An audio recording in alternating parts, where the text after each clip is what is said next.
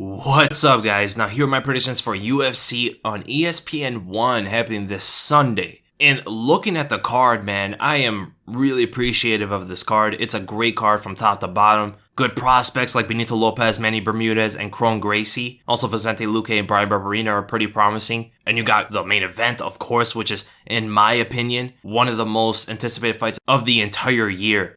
And we're going to start with that fight, actually, with Benito Lopez versus Manny Bermudez. This fight is going to be amazing, man.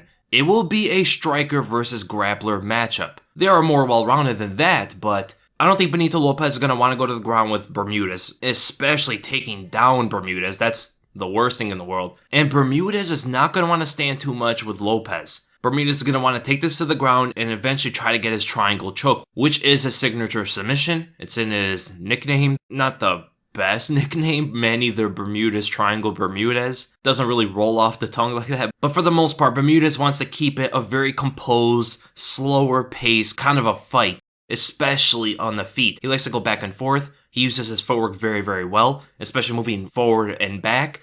But when he moves in, he does have pretty good power. He dropped Davy Grant very quickly with a right hand, but he leaves himself very exposed. Right? You saw that in Albert Morales fight, which is actually a common opponent of theirs. They both fought Albert Morales, and when Bermudez came in to throw a strike, I think he got baited by a feint, but I do know Bermudez throughout his career, he is very susceptible to get baited from feints, and that is something Lopez can do, but he came in on Albert Morales, and he was exposed to the right straight and got stunned, and Benito Lopez has more firepower than Morales does, and especially more than Bermudez does. So Lopez can throw out some feints to draw out Bermudez and catch him with a counter shot. But what Benito Lopez brings in is a zestful, passionate, youthful, live, energetic striking style. He doesn't throw himself to get taken down too much. He is very good at keeping distance whenever he does commit with strikes. But you can even look at his strikes landed per minute. This guy is as active as you can get, and he doesn't slow down. And he has great power and extremely fast. And Lopez, really all he has to watch out for is the takedown, and especially getting pushed back to the cage. Lopez does a very good job of pushing opponents back, and Bermudez doesn't have the footwork or the cage presence to force Lopez back like someone like Cain Velasquez does. So it's going to be hard for Bermudez to get Lopez to the ground, especially in the center of the cage, where Lopez can use his footwork, he can switch stances constantly, and the big strike from Lopez, which really works on a guy like Bermudez, are his flying knees. This guy, it's a little bit too early to say so, but off of what I've seen and even before the UFC, Benito Lopez has some of the best flying knees.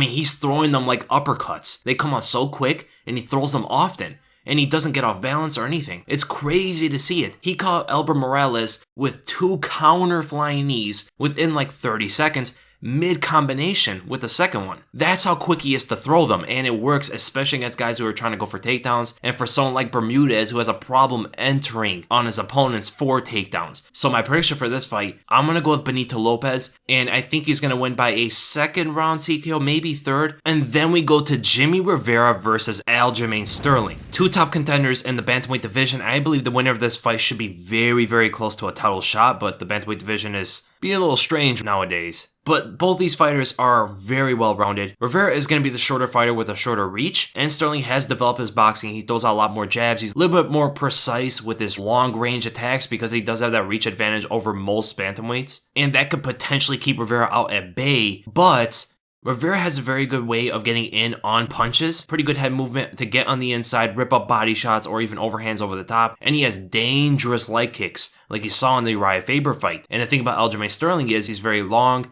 he likes to stay on the outside, he likes to stay elusive, and he has long legs, and he keeps a wide stance. All of those attributes, all of those characteristics are reasons for Jimmy Rivera to throw leg kicks. Leg kicks in this fight is going to be a big, big weapon for Jimmy Rivera. He just doesn't want to get taken down, but the fact that Sterling keeps such a wide stance, it's going to be hard to catch Rivera off guard, even when he throws a strike, because he's so quick to retract them, right? He's a lot faster than Sterling is, and he's a lot faster to close in and exit distance. Now, the big thing we got to take note is Sterling, for the most part, he tries to get the submission. He tries to get it to the ground, submit his opponents, because he's a nasty, nasty BJJ artist. And there comes the problem. Even looking at the stats, and it rings true, Jimmy Rivera has insane takedown defense. He's never been taken down. And he's fought guys like Pedro Munoz and Uriah Faber. And here's another thing. He fought Pedro Munoz and Uriah Faber, and both of those guys are dangerous submission artists themselves. And he beat both those guys. So what does that say about this fight with Aljamain Sterling? Right? He could stop the takedowns, and even if it gets to the ground, he's going to be able to exit safely. Right? And on the feet, I think Jimmy Rivera is just a better striker. So my prediction for this fight, I'm going to go with Jimmy Rivera, and I'm going to go by a decision. He just has to watch out from head kicks if he's moving his head to get on the inside. That's really it. And then we quickly go to Courtney Casey versus Cynthia Calvillo. This is an interesting fight, but I believe this fight is tailor-made for Cynthia Calvillo because Casey is not known for takedown defense. Her takedown defense is way below average. Way below average. And when it comes to BJJ, again, for some reason, there's a lot of BJJ versus striker matchups on this card. But if Calvillo is able to take it to the ground, I believe she wins this fight 9 times out of 10. And that's the thing. Calvillo doesn't even have bad takedowns, and she attempts a lot of them. And when it comes to striking power, to throw back the offensive takedown attempts from Calvillo, Casey doesn't have the knockout power, really. Her TKOs usually come from ground and pound when she ends up on top. But it usually comes with scrambles when she gets taken to the ground. That's not going to happen with Calvillo. Calvillo is way too crafty and way too controlling on the ground. So in this fight, I'm going to go with Cynthia Calvillo. I'm going to go by a first round submission. And then we go to the co-main event, James Vick versus Paul Felder. This is going to be an exciting fight. Both strikers, for the most part, I would say James Vick has the grappling advantage just in general. But when it comes on the feet, I do think Paul Felder is a little bit better of a striker. He has way more power. He's faster. And he's a lot more defensively responsible. A lot more defensively responsible. Vick leaves his chin a little bit too open. You saw that in the Justin Gaethje fight. You've seen a couple times against Tronaldo. His defense is only really footwork. He doesn't really use his reach too much on the defense. He uses it a lot more on offense with push kicks and jabs and uppercuts and stuff. But when he's moving back and he's getting pressured, his chin is usually right there. If you can come with an overhand left hook because he likes to move to his right a lot, you could even go to the body, spinning kick to the body, left hook to the body, something like that Paul Felder is really good at. But the thing about Felder is he doesn't like to push back opponents too much. He likes to stay in the center and go tat for tat with them, like he did against Edson Barboza or something. When you fight Edson Barboza, you want to push him back, where his kicks cannot be utilized. Felder didn't even do that to him. And Vick kind of has the same problem, moving backwards. So I believe if Felder marches down and pushes James Vick back a little bit by keeping a tight guard and being defensively responsible on his way in, he should be able to catch James Vick. So I'm going to go with Paul Felder in this fight, and I'm going to go by a third round TKO. And then we go to the main event. And I cannot tell you how excited I am to see this fight. Francis Ngannou versus Cain Velasquez. And I wish this fight would be for the number one contender, but we don't know. On any alternate dimension, the winner of this fight would 100% get a title shot. But when you look at this fight, both these fighters, they usually take a boxing approach when it comes to the striking. Ngannou really likes to look for that power shot, where Cain likes to smother his opponent with pressure and volume. They both will throw kicks sometimes. Ngannou has a very powerful leg kick. Cain throws spinning kicks now for some reason, like he did at Travis Brown, and they're both very effective with them. But for Ngannou's case, he really has to stay away from throwing leg kicks at Cain because Cain is extremely fast at catching them. You saw the Antonio Silva fight specifically. The first leg kick that Bigfoot threw at Cain took him down and destroyed him. So that tells you that Ngannou has to avoid the ground game as much as possible, force a boxing exchange, as well as keep distance with his insane long reach and throw a lot of jabs and look for the right hand, potentially a left uppercut. Uppercuts in general are going to be a very good weapon against a guy like Cain Velasquez because Cain likes to dip a lot, and when he goes for takedowns, they're there for the opening. And the thing about Cain is, whenever he throws in strikes, he has to, 100% of the time, he has to mix in takedowns. He does not want to stay in the striking distance of Ngannou for too long. A 1, 2, 3, a couple combinations with his hands, tat, and shoot.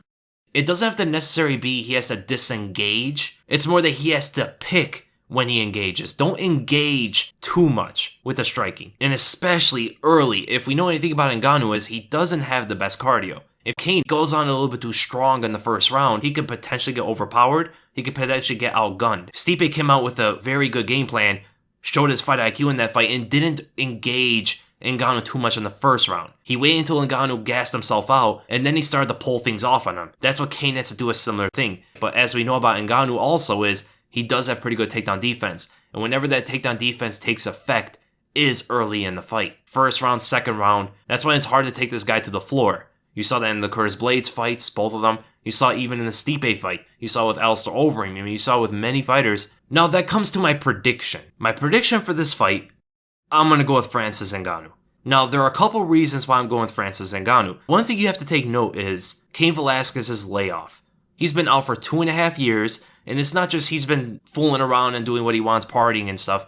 No, he had some pretty bad injuries, and we're talking about back injuries and stuff, serious stuff that are worrisome. And he's not a young fighter anymore. He's been through wars. He's been knocked out before. He's been stunned before. He has had gym wars many times. So I don't think his chin is going to be able to take Ngannou's shots. And there's also a couple other things. Cain does really well pressuring opponents back with his boxing to eventually get it to the cage, where then he can work his takedowns from there. His takedowns, just like Khabib, his takedowns aren't the best in the center of the cage. Yes, they're better than Khabib's, of course, by a mile, but he usually gets his takedowns, like against JDS, like against Ben Rothwell, like against many fighters he's faced, he likes to work against the cage. And people will point to the JDS fights a lot, because he had 3 fights with him, of course. It was half of his UFC career, pretty much. And I think it could distract people from the other skills and the other aspects of Cain's game that maybe could give him problems against other type of opponents.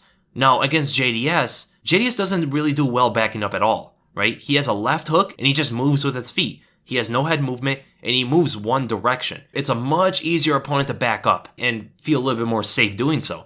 Ngannou has very slick footwork, very quick, and he's extremely athletic. And he is very dangerous moving backwards. He's not something like JDS who's just going to throw one punch and move back almost like he's panicking sometimes. No, Ngannou will invite sometimes people to push on him, and he'll counter them with a left hook, he'll counter with uppercuts, he has a very good 1-2, all that sort of stuff. Ngannou's a different beast moving backwards than JDS is. And combining with Ngannou's insane reach, he has a very powerful 1-2, very strong jab, and dynamic right hand. And that also points to the Verdum fight. What did you see in the Cain versus Verdum fight? It shows Cain's head movement tendencies. There's a lot of times, yes, sometimes he'll show good head movement, but other times, like in the Verdum fight, he will move his head just to move his head sometimes. It's almost like, hey, I want to move my head a lot so you can't hit me. That sort of thing. And that's something like Frankie Edgar has. That's why Frankie gets caught all the time, right? You're not moving your head from something specifically. You're moving your head so you don't get hit. That's a different purpose. A lot of times when you see like Mike Tyson move his head in that manner,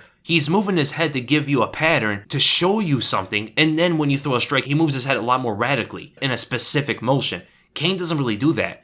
When punches even come at him, he still has that same head movement as if you're not throwing punches at him. And that's what Verdum was able to exploit. All Verdum was seen as, okay, he's moving his head here, I'm going to jab him. He's moving his head over here, okay, I'm going to jab him. Verdum was able to use his reach with his 1-2 fundamental boxing and really disrupt Cain Velasquez. And Ngannou can do that way better than Verdum can, right? Longer reach, faster hands, more power, better boxer. The only thing is, Cain probably stayed away from going for takedowns on Verdum, which is something different against Ngannou, right? He can go for takedowns on Ngannou a lot more. But all that sort of stuff, I think it leaves Cain a little bit more vulnerable. So I'm going to go with Francis Ngannou. I'm actually going to go by first round TKO. This is a hard fight to call because we don't know which version of Cain we're going to get, but for some reason, I'm expecting a withered Cain, not the same fighter. I believe that Cain Velasquez might get finished early in the fight, get caught early in the fight. He might be winning the fight, but I believe any one shot from Ngannou will put him down.